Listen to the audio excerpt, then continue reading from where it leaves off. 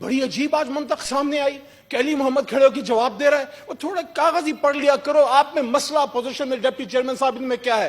پڑھتے وڑھتے کچھ نہیں ہے. اردو کا ترجمہ کر کے آپ پڑھ لیا کرو. حضور والا آپ لڈو اور گلاب جامن پہلے کھاتے ہیں, درد کی دوائی بعد میں لیتے ہیں.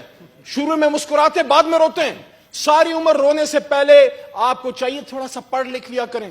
غلطی سے ادھر پہنچ گئے آپ سینٹ میں اور قومی اسمبلی میں پہنچ گئے تو خدا را پاکستان کے عوام پہ رحم کریں. میں اس کا جواب ابھی دیتا ہوں جو انہوں نے مجھ پہ سوال کیا ہے.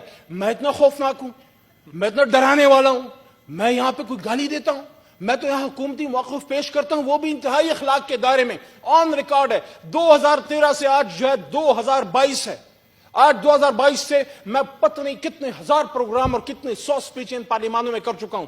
ایک جملہ کوئی نکال دے جس میں نے کسی کی لیڈرشپ کی ذات کو ٹچ کیا ہو. اور آپ روز عمران خان صاحب کی ذات کو ٹچ کرتے ہیں. عمران خان صاحب تو چھوڑیں, ان کی باپردہ گھر والی جو ہے جس کا سیاست سے کوئی تعلق نہیں ہے. آپ کے گھروں میں مائیں بہنیں نہیں ہیں؟ آپ کے گھروں میں مائیں بہنیں نہیں ہیں؟ کتنی چیزیں ہیں جو ہمارے پاس آن ریکارڈ ہیں, ویڈیوز ہیں, ٹیپس ہیں, سب کچھ ہے. لیکن عمران خان صاحب کی طرف سے ایک ڈائریکشن ہے, کسی کی ذات کو, کسی کی فیملی کو ٹچ نہیں کرنا. ہماری طرف سے کبھی بھی کسی کی گھریلو خواتین, بلکہ وہ لوگ جو سیاست میں نہیں ہیں, ان کے اگر مرد بھی ہیں ان کو بھی ٹچ نہیں کرتے. ہاں, اگر کوئی سابق وزیر اعظم کا بیٹا ہے جو اربوں پتی کھربوں پتی ہے, جو پاکستان کے پیسوں پہ بار عیاشی کر رہا ہے, ہوگا اس سے سوال, جواب بھی لیا جائے گا, پاکستان بلایا بھی جائے گا. جتنا بھاگ سکتے ہو پاکستان سے بھاگ لو. ایک دن آؤ گے تو صحیح, ایک دن آؤ گے تو صحیح, یہ ریاست تم سے سوال پوچھے گی. لیکن مجھے بڑا عجیب لگا ڈپٹی چیئرمین صاحب, آج ایک بچوں والی بات ہو گئی, علی محمد کھڑے ہو کے جواب دے دیتا ہے. تو میں کیا کروں؟ مجھے یہ ذمہ داری میرے لیڈر عمران خان نے دی ہے. اور اگر آپ کو پڑھنا لکھنا نہیں آتا تو میں تھوڑا سا آپ کو پڑھانے کے لیے, ویسے ہی اللہ تعالیٰ نے مجھے بھیجا ہے, عمران خان صاحب نے بھیجا ہے. 2018 میں ایک نوٹیفیکیشن آتی ہے, اور یہ میرے لیے نہیں ہے, یہ ہر پارلیمنٹری افیئرز کے منسٹر کے لیے ہوتی ہے. ہمارے ملک میں پارلیمنٹری فارم آف گورنمنٹ ہے, وہ صدارتی نظام پہ بھی ان کو بڑے پیڑ پہ مروڑ ہے. وہ بھی بات تو کرو, کون تم سے سندھ چھین رہے؟ بات تو کرو. پاکستان اہم ہے, نظام اہم نہیں ہے. اگر پارلیمنٹری فارم آف گورنمنٹ جس کے ہم سب ادھر پروردہ ہیں, اگر اس سے فروٹس نہیں مل رہے یا اس طرح نہیں مل رہے, سوچو اس پہ, سوچ بچار کرو. پریزیڈنشل فارم آف گورنمنٹ بھی ڈیموکریٹک فارم آف گورنمنٹ ہے. آج اگر دنیا میں ایک سپر پاور ہے امریکہ, تو وہ ادھر بھی پریزیڈنشل فارم آف گورنمنٹ ہے. جو لوگ یہ بات کرتے ہیں, ٹرکی میں بھی جو لوگ یہ بات کرتے ہیں کہ پاکستان میں صدارتی نظام فیل ہو چکا, کون سا صدارتی نظام؟ بات سے بات نکل رہی ہے جناب ڈپٹی چیئرمین صاحب. وہ ایوب خان کا صدارتی نظام, یا یحییٰ خان کا, یا مرحوم ضیاء الحق صاحب کا, یا مشرف صاحب کا, وہ تو صدارتی نظام نہیں تھا. صدارتی نظام تو ابھی تک پاکستان میں آیا ہی نہیں.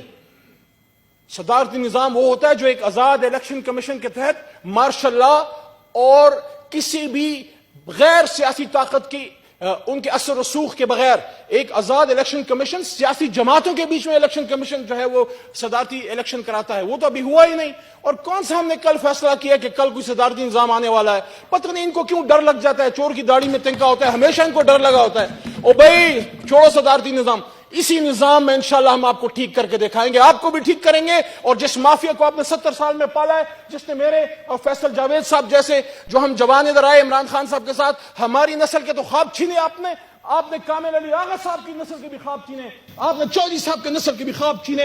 1990 میں جب آپ آئے, محترمہ بینظیر بھٹو شہید صاحبہ جب آئیں پاکستان میں واپس, میوزیکل چیئر شروع ہو گیا. پہلے میری باری پھر تمہاری باری, پہلے میرے باری پھر تمہاری باری. آپ باریاں لیتے رہے, پاکستان تباہ ہوتا رہا, سٹیل مل بیٹھتا رہا, PIA بکتا رہا, تباہ ہوتا رہا, پاکستان کے ادارے بکتے رہے, تباہ ہوتے رہے, عصمتیں لٹتے رہی, سندھ بیٹھتا رہا, کراچی جلتا رہا, خیبر پختونخوا میں دھماکے ہوتے رہے.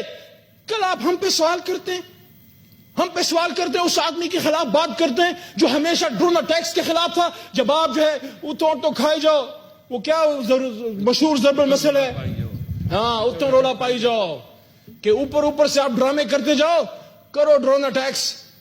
یہ نہیں تھا زرداری صاحب کے دور میں, نہیں ہوا کیا؟ وکی لیکس میں یہ نہیں ہے. اپنے آپ کو بڑا مرد آہن کہتے ہیں, قابل احترام ہے, سیاسی لیڈر ہیں. لیکن مولانا فضل الرحمان صاحب, بڑی یاد آ رہی ہے آپ کو بنگلہ نمبر 22 کشمیر کمیٹی کی. اور بھائی آپ نے 22 سال 19 سال میں وہ نہیں کیا جو 1.5 سال میں شہریار خان افریدی نے کر کے دکھایا ہے.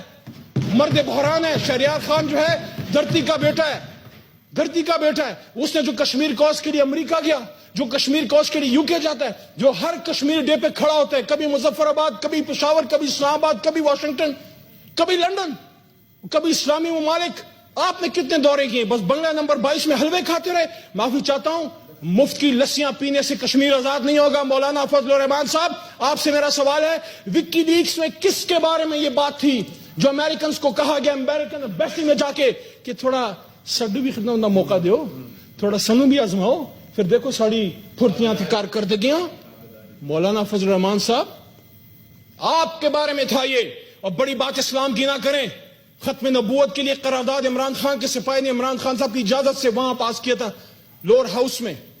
ہم نے رحمت اللہ عالمین اتھارٹی بنائی ہے الحمدللہ. عمران خان صاحب کے دور میں پہلے مرکز میں, اس کے بعد خیبر پختونخوا اور پنجاب میں قرآن کی لازمی تعلیم کے ہم بل پاس کر چکے ہیں. آج پاکستان کا بچہ جس اسکول میں پڑھتا ہے اس کو عربی اور قرآن پڑھنا پڑتا ہے. عمران خان صاحب نے کیا ہے. یونائٹڈ نیشن میں جا کے ختم نبوت پہ ایک آدمی نے دنیا کو انگیج کیا کہ اسلاموفوبیا کیا ہے, کہ اسلام امن کا مذہب ہے. یہ عمران خان نے بات کی ہے. اور پاکستان کی تاریخ میں پہلا وزیر اعظم ہے جو مدینہ کی ریاست کی بات کرتا ہے. آپ کو دکھ پتہ کیا ڈپٹی اسپیکر صاحب, یہ مولانا صاحب کی بات, دکھ پتہ کیا ہے؟ دکھ یہ نہیں ہے, دکھ یہ کہ جو بات ہم ممبر مسجد سے کرتے تھے, آج ملک کا وزیر اعظم وہ بات کر رہا ہے تو ہم کیا بیچیں گے؟ جب دین کی بات عمران خان کرے گا, جب مدی ریاست کی بات عمران خان کرے گا, جب شرعی سزاؤں کی بات عمران خان کرے گا, جب بچوں سے زیادتی کے ملزمان کو پھانسی عمران خان دلوائے گا, جب ختم نبوت صلی اللہ علیہ وسلم خاتم النبیین کی بات عمران خان کرے گا, جب دنیا کے سامنے خاتم النبیین کی بات عمران خان کرے گا, جب دنیا کے سامنے اسلاموفوبیا کی بات عمران خان کرے گا, تو فضل الرحمان صاحب کو فکر ہے کہ میں پھر دین کدھر بیچوں گا, میں پھر کدھر اپنی سیاست کروں گا. آپ سب سے میرا سوال ہے, تھوڑا پڑھ لکھ لیا کریں.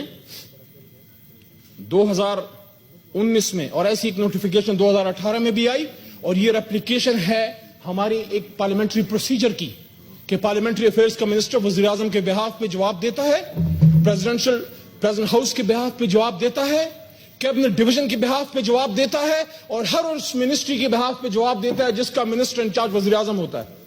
28 مئی 2019 کی نوٹیفیکیشن ہے جو کہ کیبنٹ سیکریٹریٹ کی ہے, جو پرائم منسٹر کے بہاف پہ ڈائریکشنز دیتی ہیں. The Prime Minister has been pleased to designate the Federal Minister for Parliamentary Affairs and Minister of State for Parliamentary Affairs to look after the parliamentary business of the following offices, divisions. Number 1, President's Secretariat.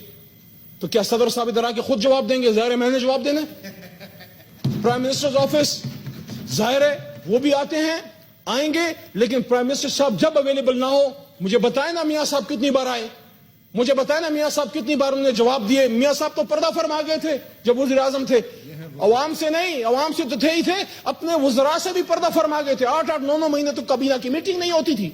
اور تیسرا ہے cabinet secretariat, and fourth is the ministries, divisions where the prime minister is the minister in charge.